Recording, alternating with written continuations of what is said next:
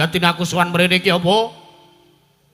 Dewa dawuh kelawan aku supayane aku mboyong lawan Semar Badranaya.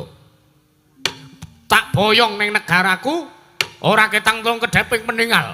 Semar munggah ana ing sanggar planggatan ning negaraku negara Madyantara. Supayane Walunirmala temajati jati temah mulya. Anggonku kepengin mulyake kanane para kawulaku Semar. Nek kowe sago kowe njaluk bebana apa?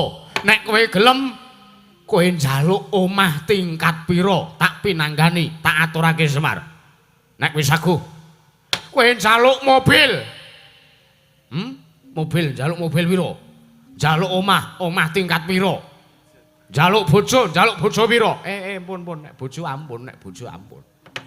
Bojo kula siji men. Kula nganti tobat napa nek ajeng pinten. Kowe njaluk ruba apa Semar? Watone kowe sago sartane kowe gelem tak bawa ning negaraku. Nanging nek kowe ora sago, apa kelakon kawulaku padha ngrantes kanane Semar. Nuwun sewu Sinuwun Prabu Gendraswalapati. Piye Semar?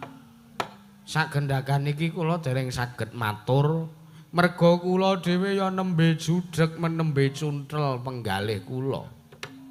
Judheg sartane cuntel sababe apa? Padukuhan Karang Kadempel koncatan Sri Sadana. Pramila nuwun sewu.